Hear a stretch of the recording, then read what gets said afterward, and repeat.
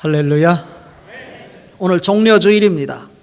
종려주일, 팜 선데이, 승리의 주일이라 이것입니다. 오늘 설교 제목도 종려나무의 영성입니다. 종려나무는 이스라엘을 상징하는 나라를 대표하는 나무입니다. 이스라엘의 전역에 있는 사람들이 예수님을 바라보며 특히 로마 정부의 지배 하에서 비참한 상황으로 인권을 말살당하며 하나님이 짓밟히며 로마의 권력 앞에 굴복하며 비굴한 모습으로 살아가는 그 이스라엘 백성들에게 있어서 종려나무는 무엇을 의미하는 것일까? 종려나무는 이 여리고에서 자라나는 종려 성읍에서 그들이 꺾어서 손에 들고 여리고에서 감람산까지 약 30km가 되는데 그 먼 길에 예수님이 지나갈 것이라고 하는 소망을 가지고 그곳에 텐트촌을 이루고 예수님이 오시기를 기다리고 있었던 것입니다.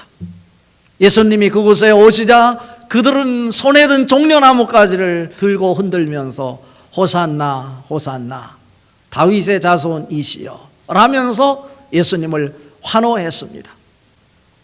종려나무, 이스라엘을 상징하는 나무였기에 로마 정부에서는 이 종려나무를 보는 것 자체가 싫었어요.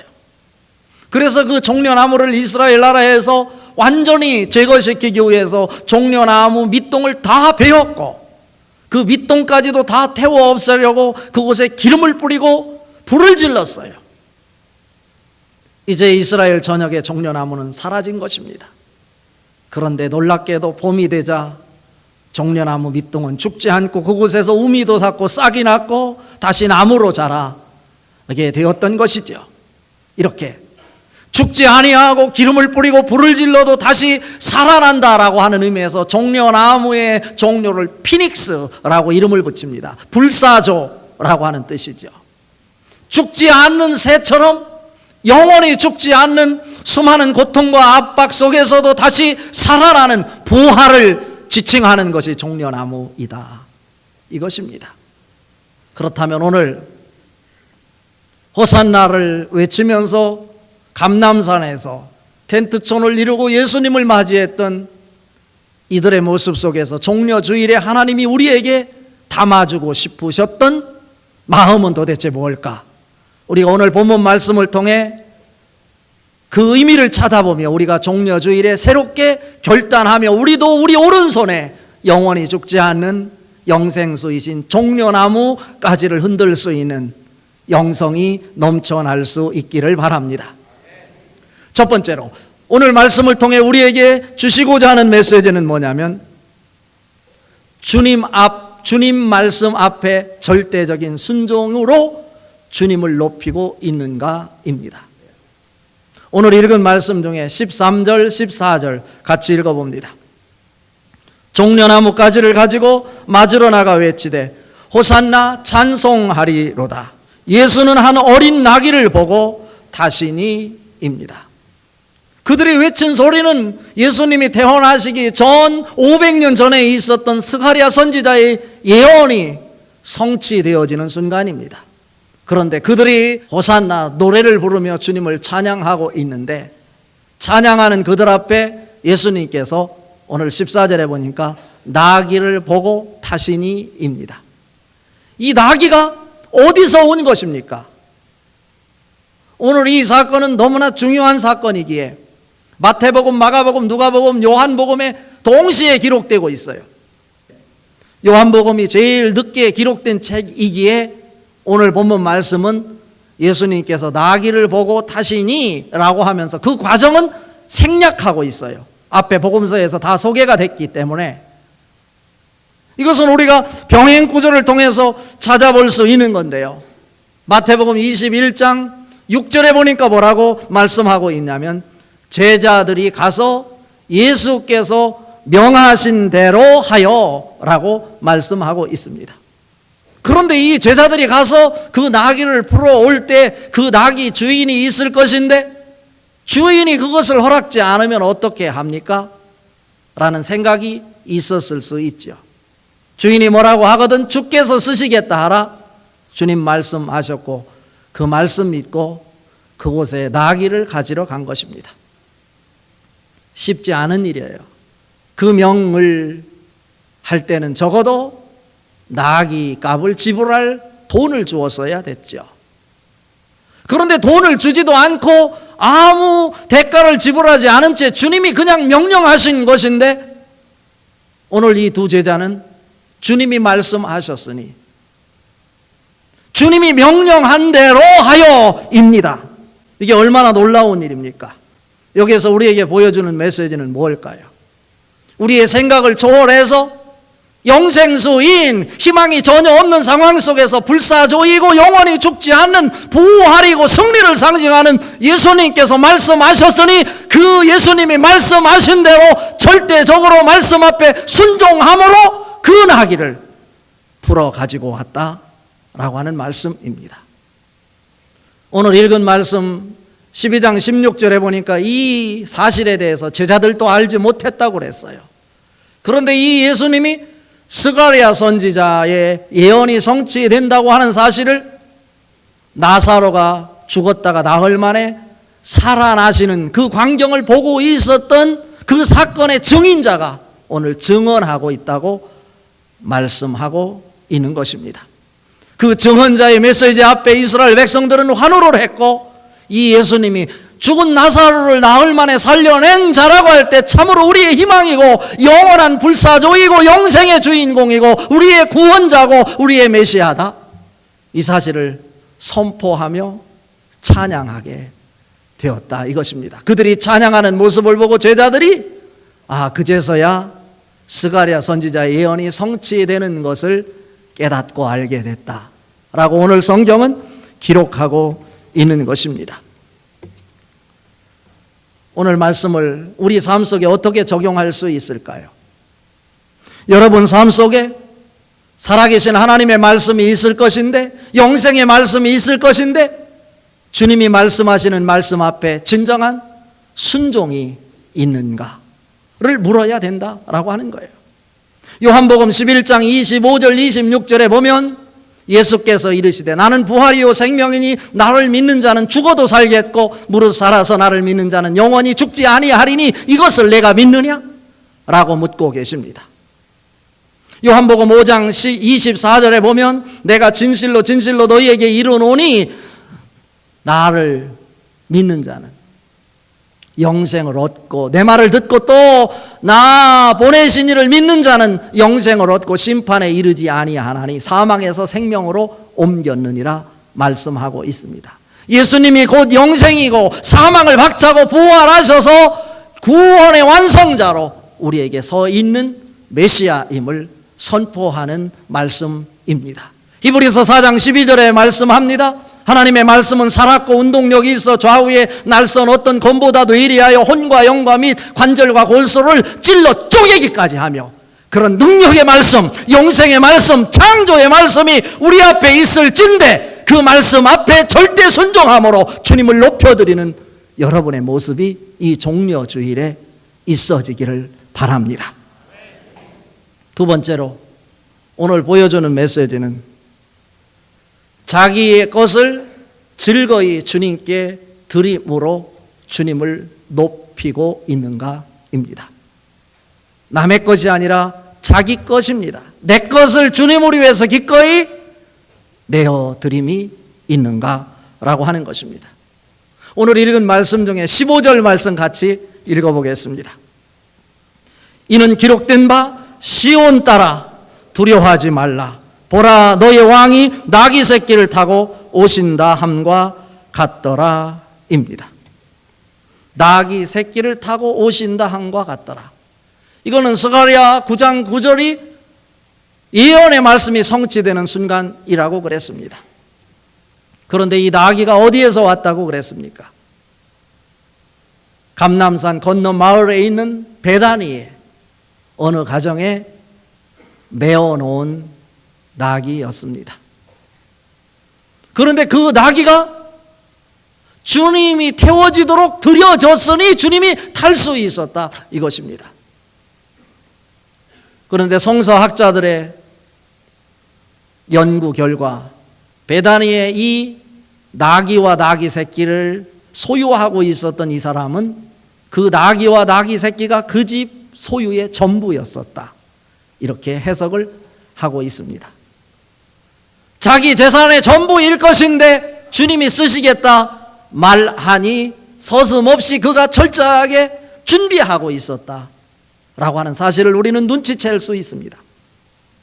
주님이 오시면 자기의 무엇이든지 자기 재산의 전부라도 기꺼이 내어드릴 수 있다라고 하는 준비된 마음으로 살아가고 있었는데 제자들이 와서 주님이 쓰시겠다 하니 기꺼이 그 나귀와 나귀 새끼 자기의 전부를 내어드렸고, 제자들이 그 주인의 전부인 것을 내어드리는 그 모습을 보고 감동을 받았어요.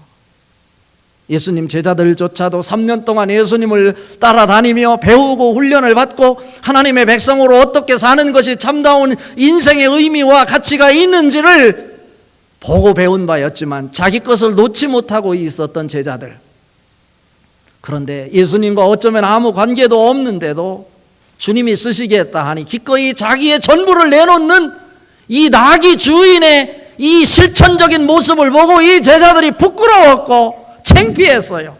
그래서 자기도 모르는 사이에 나귀를 끌고 3km 감람산 예수님이 계신 벳바게로 가는 동안에 그들의 마음에 막 변화가 일어났어요. 예수님 앞에 나귀를 내어드리면서 그 나귀 주인은 자기의 전부를 내어드리는 그 모습 앞에 자기는 제자인데 내어드리지 못하는 자기 자신이 부끄러워서 자기도 모르는 사이에 자기가 입고 있었던 외토를 벗어서 예수님 발 앞에 깔았다 이것입니다. 예수님 발 앞에 외투를 벗어 깔아 예수님이 내 외투를 밟고 영광을 받으소서 자기 것을 내어드리는 이 제자들의 모습을 보고 그곳에 모여 있었던 이스라엘의 수많은 군중들이 여리고에서 꺾어 들고 왔던 이 종려나무 가지를 흔들면서 환호를 했다는 거예요. 이게 감동의 도가니 아닙니까? 종려나무 가지를 미처 준비하지 못한 사람은 제자들을 바라보면서 자기들이 입고 있었던 외투, 우리 외투와는 다른 거죠. 어쩌면 그들의 생명과도 연관된 것이 외투일 것인데 법적으로도 저당을 잡을 수 없도록, 왜냐하면 저녁에는 너무나 추운 날씨이기에 그 외투를 벗으면 자기 생명에 위협을 느낄 수도 있는데 그것조차도 과감하게 주님을 위해서 내어드리는 이 모습이 이 감람산에서 전개되고 있었습니다. 이러한 모습을 하는 영적인 전염병이다라고 보는 거예요. 하나님 말씀 앞에 자기의 자신의 것을 서슴없이 내어드리는 그 전염병의 모습이 확산되어 100만 명에 이르기까지 온 이스라엘 백성들이 주님을 찬양하며 주님을 위해서 자기가 내어드릴 것을 찾고 그것을 주님 앞에 펼쳐드렸다. 그것을 밟고 주님이 높임을 받으신다라고 하는 것입니다. BC 840년대 이스라엘에 악랄했던 왕이 아합 왕이고 그의 아들 요람이 잠시 왕의 자리에 앉았다가 신하에게 살해를 당하고 그 나라 백성들에게 존경을 받고 인정을 받았던 예후라고 하는 장군이 왕위로 세움을 받게 됩니다. 예수님이 오늘 감람산에서 제자들이 외투를 벗고 이스라엘 백성들이 외투를 벗고 종려나무가지를 꺾어 들고 종려나무가지를 깔아드리며 예수님에게, 외투는 무엇을 의미할까요? 나의 인격과 권위를 인정하는 것이 외투이죠. 그런데 오늘 이들이 겉옷을 서슴없이 내놓았다? 자기의 것을 전부를 이 나귀 주인이 내놓는 모습 보고 제자들이 감동을 받았고 제자들이 감동을 받고 자기의 외투를 예수님을 위해서 내어드리는 모습 보고 이스라엘 백성들이 감동받아 종려나무가지를 흔들고 내어드리고 자기의 외투를 벗어 주님을 위해 내어드린다고 하는 이 모습 속에서 우리에게 주는 메시지는 무엇일까? 주님, 내 인격과 내 권위 자존심을 짓밟고 주님 홀로 영광 받으소서, 이런 모습이 아닐까요? 여러분 인생에 있어서 가장 가치 있는 것은 무엇입니까?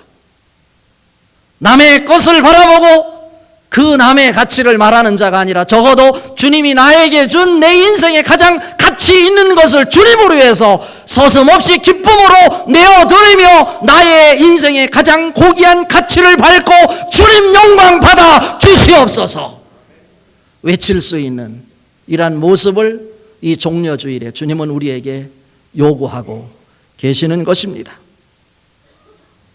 나귀가 기둥에 매여 있을 때 주님은 쓰지 못하셨어요. 나귀를 풀어오라고 주님은 말씀하십니다. 우리의 가치, 우리의 물질, 만약에 죄로부터 우리가 매여 있다면 우리는 풀어야 됩니다. 고통으로부터 매여 있는 것이 있다면 풀어야 됩니다. 시간으로부터 매여 있고 물질로부터 매여 있고 직장으로부터 매여 있고 자녀로부터 매여 있는 것이 있다면 과감하게 주님을 위해서 그 끈을 풀고 내 인생의 고귀한 가치를 주님 앞에 펼쳐드릴 수 있는 우리들의 모습이어야 되지 않을까요? 나의 가장 귀중한 가치. 오늘 선교 헌금하는 주일인데 이것도 내가 가족별로가 아니고 부부 차원에서가 아니고 개인의 이름으로 1대1로 주님의 사랑을 담았으니 나의 가진 것 중에 아주 일부분인 조그만 것을 주님으로 위해 내가 기쁨으로 드립니다. 이것 밟으시고 주님 영광 받으시옵소서. 구원이 선포되고 지구촌에 영혼을 사랑하는 사인으로 사용하여 주시옵소서. 이런 모습 아닐까요? 내 인생에 있어서 가장 가치 있고 고귀한 것이 무엇인지 오늘 종려주일에 되돌아다 보며 하나님의 것을 하나님의 것으로 구별하고 내가 움켜쥐고 얽매여 있는 것 주님 사용하시지 못할 것이고 주님의 능력이 나타나지 않을 것인데 과감하게 주님을 위해서라면 무엇이든지 기꺼이 주님을 위해 내어드리고 주님 내 인격과 내 가치를 밟으시고 주님 홀로 영광 받으시옵소서. 이런 외침이 우리 속에 있어졌으면 좋겠습니다. 오늘 말씀의 결론입니다. 한 곳에 모여 구원을 선포하고 찬양을 함으로 주님을 높여드리고 있는가입니다. 19절 말씀 같이 읽어봅니다. 바리새인들이 서로 말하되 볼지어다 너희 하는 일이 쓸데없다 보라 온 세상이 그를 따르는도다 하니라입니다. 무슨 말씀입니까? 호산나를 외치는 사람들에게 두려워하지 말라 이렇게 말씀하십니다. 유대인들 예수님을 적대시하고 있는 유대인들이 지켜보고 있는데 그들이 적대시하는 예수를 그만이 구원자고 영생이다 라고 호산나를 외치는 것은 그들의 삶에 있어서 쉬운 결단이 아니었습니다. 바리새인들이 나름대로 세상의 방식으로 자기들의 가치를 추구하며 호산나를 외치는 그 사람들을 멀찌감치 바라보고 있었습니다. 그런데 놀라운 일이 오늘 19절에서 벌어지고 있는 것입니다. 뭐라고요? 바리새인들이 서로 말하되 볼지어다 너희 하는 일이 쓸데없도다. 쓸데없도다. 보라 온 세상이 그를 따르는도다 하니라입니다. 많은 사람들이 예수가 영생이고 구원자인 것을 알지 못한 채 세상의 방식으로 자기의 가치를 가지고 행복을 추구하고 자기의 방식으로 삶을 살아가고 있습니다. 우리를 향해 별 볼 일 없는 사람으로 종교인으로 치부하면서 살아갑니다. 그런데 우리가 오늘 말씀과 같이 어떻게 주님의 말씀 앞에 온전히 순종하고 주님을 높여드리고 호산나를 외치며 하나님 영광을 돌리는 결단이 있을 때 그런 모습을 보고 자기의 것을 전부 주님으로 위해서 인격과 가치를 내어드리는 모습을 보고 세상의 방식으로 살아가던 사람이 서로 수군거리며 말하기를 우리가 하는 일이 쓸데없다. 세상의 모든 사람들이 주님을 따르는도다 라고 말씀하고 있는 것입니다. 로마서 12장 2절에 말합니다. 너희는 이 세대를 본받지 말고 오직 마음을 새롭게 함으로 변화를 받아 하나님의 선하시고 기뻐하시고 온전한 뜻이 무엇인지 분별하도록 하라. 오늘 이 감람산에 모여 끊임없이 감격과 감동 속에 예수 그리스도만이 우리의 메시아이고 구원자임을 호산나를 외치며 우리 인생의 가치를 주님을 위해 기꺼이 드리겠다 라고 하며 한 곳에 모여든 100만의 군중들 바라보며 그들이 한마음 한뜻으로 예수님이 구원자이다 세상 앞에 공표하고 하나님을 찬양하는 모습 속에서 우리가 배워야 할 점이 무엇일까요? 우리가 한 사람 한 사람 각자 개별적으로 기도하고 찬양할 수 있습니다. 그러나 하나님께서 하나님의 이름을 영원히 두시겠다고 그리고 복의 통로로 삼겠다고 말씀하신 이 서원경교회 제단 앞에 우리가 한 뜻을 가지고 주님의 이름으로 모여서 찬양하고 구원을 선포하고 예배할 때 거기에 7배의 능력이 더하게 된다. 이런 말씀입니다. 이스라엘 백성이 자기 나라를 상징하는 것이 종려나무라고 그랬어요. 30m까지 자란다고 그랬어요. 그런데 종려나무를 없애기 위해서 기름을 뿌리고 불을 질렀지만 죽지 않고 불사조처럼 다시 살아난다고 그랬습니다. 그런데 종려나무를 쉽게 죽일 수 있는 방법이 있어요. 이스라엘에 가면 통곡의 병, 이 제사장들이요 머리에 쓰고 다니는 이 빵모자를 가리켜서 히브리어로 키파라고 합니다. 키파 트마림이라고 그러는데요. 트마림은 타마르라고 하는 히브리어에서 나온 대로 종려나무라는 뜻이에요. 그런데 키파라고 하는 뜻은 뭐냐면 상류계층이라는 거예요. 머리에 빵떡모자를 썼다. 이 얘기는 뭐냐면 내 머리 위에 나를 지배하는 하나님이 계시다. 나는 하나님의 권위 아래에 있는 하나님에게 소속된 하나님의 백성이다 라고 하는 것을 표시하기 위해서 키파라고 하는 빵떡 모자를 당당하게 쓰고 다니는 것입니다. 이것이 상위 계층이라고 그랬어요.